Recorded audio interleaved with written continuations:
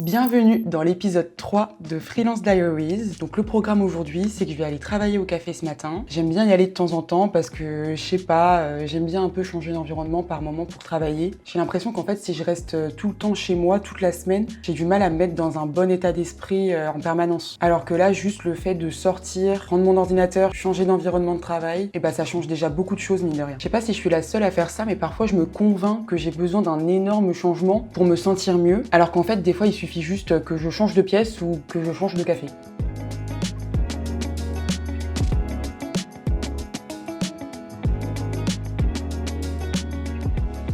Bon, l'angle doit vraiment pas être dingue parce que je suis gênée de mettre le trépied parce que je suis sur la terrasse et qu'il y a du monde. Du coup, je suis là depuis une demi-heure et honnêtement, je suis déjà beaucoup plus motivée pour taffer. Ça peut paraître bizarre, hein, mais je suis plus motivée pour taffer qu'il y a une heure. Je fais littéralement la même chose, le même travail que chez moi. Après, il faut reconnaître quand même qu'il y a moins de confort, hein. Chez moi, j'ai quand même le grand écran. Là, je fais des tâches qui nécessitent pas forcément de grand écran, mais je vais pas passer la journée ici parce que honnêtement, j'ai pas tout le confort de mon setup à la maison. Donc, par contre, je sais pas comment ils font les influenceurs, hein, les créateurs de contenu. Parce que là, je suis sur la terrasse, il y a pas beaucoup de monde. J'ai l'impression que tout le monde me regarde. Je suis admirative, chapeau, hein, parce que c'est un sacré exercice.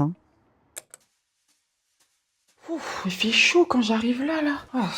J'étais bien dehors quand même. Mais bon, là, je retrouve mon grand écran, mon ordi, mon bureau, mon setup. Ça m'a fait du bien de sortir un petit peu, mais jamais plus d'une demi-journée, parce qu'honnêtement, de toute façon, voilà, moi je suis monteuse vidéo, j'ai toujours besoin quand même de tout le matériel, d'être dans une pièce où il n'y a pas de bruit, etc. J'aime bien quand même, des fois, pour des tâches un peu moins importantes, entre guillemets, qui nécessitent pas tout ça, j'aime bien aller dans un café, mais c'est vrai que quand même, pour un travail optimal et un rendu optimal, c'est mieux de travailler ici, faut le dire. D'ailleurs, en parlant de ça, j'ai acheter un nouvel écran. Je vous en parlerai un peu plus dans la vidéo que je vais faire sur mon nouveau setup, mais je vous montre quand même parce que quand même, regardez-moi ça. Genre là, je peux avoir ma timeline ici et mon moniteur programme ici, donc la prévisualisation de la vidéo. En plus, il se lève, il se baisse et il se lève. Enfin, il se descend et il remonte, mais je veux pas le dérégler. Mais en tout cas, j'adore. Donc là, le programme, c'est que j'ai un podcast à monter. Je pense pas qu'il faut que je vous donne la définition d'un podcast, mais par contre, je peux vous expliquer un petit peu comment je m'y prends en fait pour monter un podcast. En fait, ce qui se passe, c'est que souvent, il y a deux personnes qui parlent. Donc, il y a une piste vidéo et audio pour la première personne et pour la deuxième personne. Donc évidemment, quand la personne A parle, il faut afficher forcément la vidéo A. Quand la personne B parle, il faut afficher la vidéo B. Et aussi, le plus important, c'est l'audio. C'est-à-dire que quand la personne A est en train de parler, il faut absolument surtout pas qu'on entende ce qu'elle est en train de dire dans le micro de la personne B.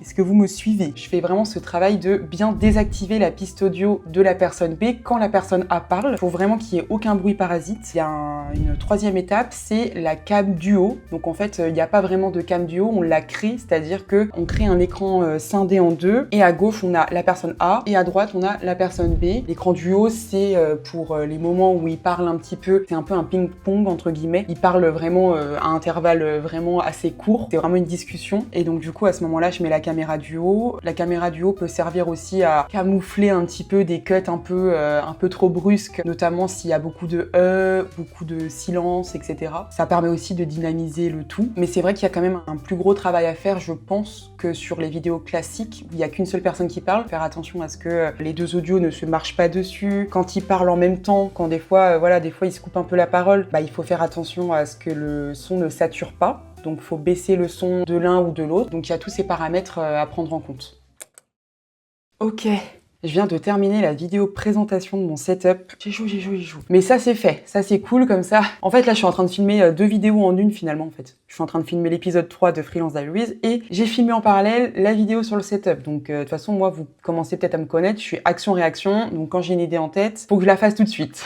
Sinon, je réfléchissais à ça tout à l'heure, mais je me dis que je commence à faire de plus en plus attention au processus plutôt qu'au résultat. Je sais pas si vous me suivez. Genre tout ce qui est les petites choses en gros qui vont composer mes journées, qui vont faire qu'à la fin, on va obtenir un beau résultat en gros. Enfin, en tout cas, j'essaye. Par exemple, du coup, l'achat de mon nouvel écran. Dit comme ça, c'est pas hyper passionnant, mais je passe tellement de temps devant mon ordi que ça a changé mon quotidien beaucoup plus que je l'aurais imaginé finalement. C'est un peu bête, mais je suis un peu plus contente de m'asseoir à mon bureau. Là, c'est vrai que je sais qu'il y a peut-être encore des choses à améliorer, notamment la luminosité, projet, le fait de peut-être acheter une nouvelle souris. D'ailleurs, dites-moi en commentaire si vous avez une idée de super souris pas trop chère à me recommander. Mais c'est vrai que je pense qu'il y a plein de choses comme ça qu'on repousse, genre on se dit ça attendra, et au final, il y a un moment donné où il faut se lancer quoi. Et quand on se lance, on finit par se demander pourquoi on a attendu aussi longtemps. Sinon, dans les news, j'ai commencé également à travailler avec une nouvelle cliente. C'est marrant parce qu'après tous ces mois en freelance, je suis toujours contente quand un nouveau projet démarre. J'ai toujours ce petit mélange entre excitation et stress. Genre, ok, maintenant faut assurer, surtout dès la première vidéo, il faut faire bonne impression. Il faut essayer de comprendre au mieux la DA de la personne pour ne pas être à côté de la plaque en gros quoi. Mais je pense aussi que c'est pour ça que j'aime autant ce métier, parce que j'ai rarement l'impression de faire 2 fois la même semaine. Un nouveau projet, une nouvelle personne, une nouvelle idée. En plus, cette nouvelle cliente, je suis super contente parce qu'on a eu un super feeling dès le départ. J'ai compris tout de suite ce qu'elle voulait. Et en plus, le concept qu'elle me demande de faire, je trouve que c'est hyper original. Je vous partagerai sûrement ça dans mes stories prochainement. Bref, il s'est pas passé grand chose de fou aujourd'hui, mais en vrai c'était une bonne journée. J'ai la sensation d'avoir été productive, donc au moins ça c'est coché. Et puis bah nous on se retrouve pour l'épisode 4, hein. Je sais pas jusqu'où je vais aller d'ailleurs. Allez, on va peut-être en faire 4-5 dans cette série. Bon bah à plus.